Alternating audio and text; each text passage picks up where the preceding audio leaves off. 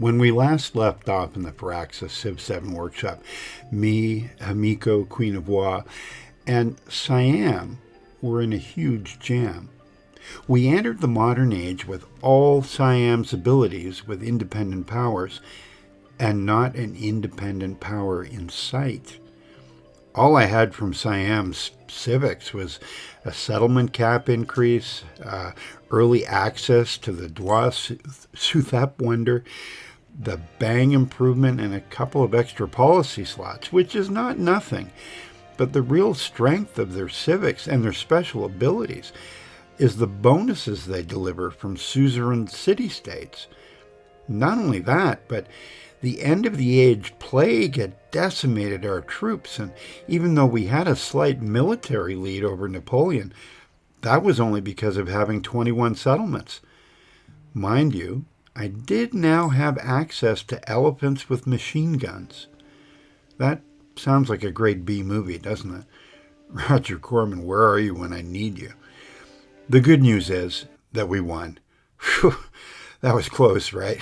Well, hopefully you enjoyed that game as much as I did. And if you like what you've seen or heard,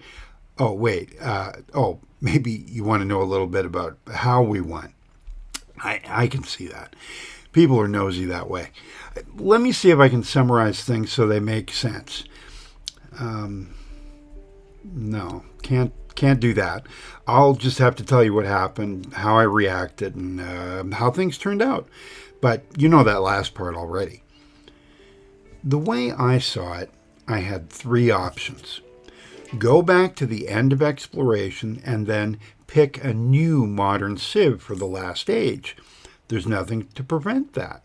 You have to think outside the box. The other option was to lean into my surprise military lead, although that would be a little tougher with almost no military left. And the third option was to swerve slightly towards culture where I was the least behind and try to salvage a win there.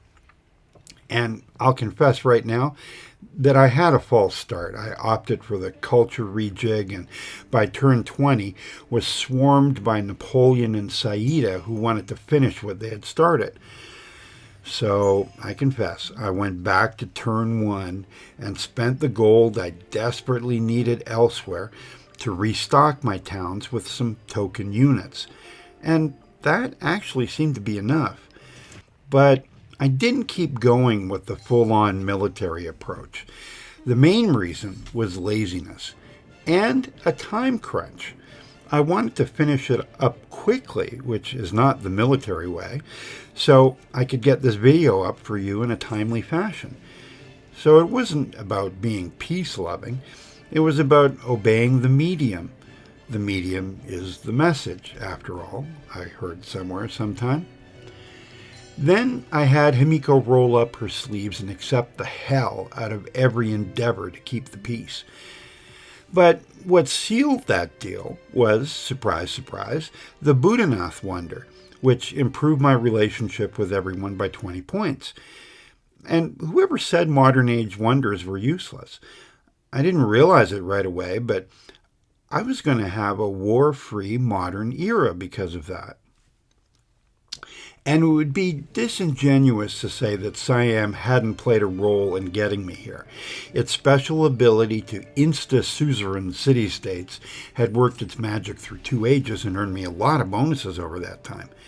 Now, I was simply going to have to rely on my brain instead. Yeah, I know what you're thinking. I'm glad that the civs get to keep their special ability, even though their civic trees are unavailable outside their apex age. That definitely helps. So I stuck to fundamentals. I focused on production and gold. I was going to have to rush as much as possible and kept my eye on my bank account. And every now and again, I would pick up an artifact or maybe build a wonder. And I kept my eye on Benjamin, who was turning out to be the real threat in Modern, with a huge science lead. And that's why I decided not to go for the science victory. The tricky part was going to be relearning how to win the modern. I'm pretty good at rushing explorers and getting the relics in a timely way, but that wasn't going to be enough to win the game now. It was going to help, but I needed more. So I thought it through. Do shut up, Gwendolyn, I said while I was trying to think. Then I had an epiphany. Up until now, as not Daily Civ News has pointed out, culture was not very relevant in the modern age. All you needed was enough culture to unlock hegemony, and that was it. You unlocked all the remaining artifacts and collected as many as you could, hopefully to win. But now, with the new point system, wonders counted for a fair bit. The problem was that my antiquity had been subpar, and I only had 2 wonders from all of exploration.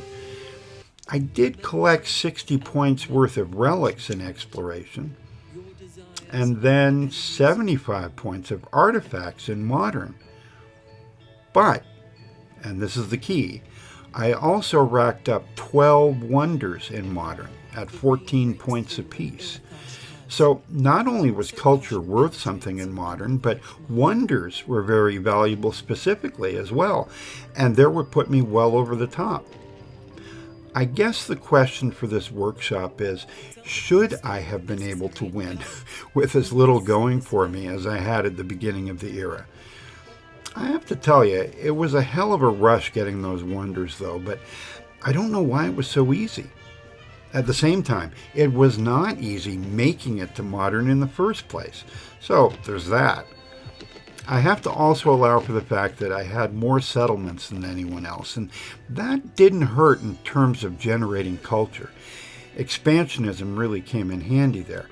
I didn't throw my weight around on the map, but I accumulated things a lot faster just inherently.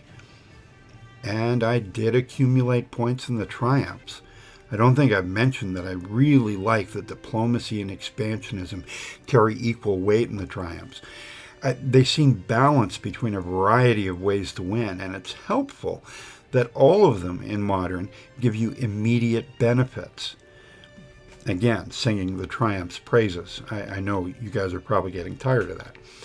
Meanwhile, the point system is very much like what we had in Civ 6, as I mentioned in the previous video, for the culture win. And while I'm not sure if that's the absolute best way to go, I like that it's more transparent where the points are coming from now. And I like how they're distributed for the culture win, especially this time. I guess the other lingering questions then are, is getting wonders too easy in modern? Or did I just get lucky? And what I raised in the last video, are modern civs at a disadvantage in the one civ mode because they have to get through 2 ages before their benefits kick in, while antiquity civs can maybe get a bit of a snowball going sooner before they, start to slow down a bit. In the closing days of the workshop, I'm going to try another modern civ and see if I get a similar feeling to what I experienced in this game. Anyway, this is it. This time for real. If you've liked what you've seen or heard, drop a like or a subscribe down below. This has been Civilized Raccoon, and I'll see you next time.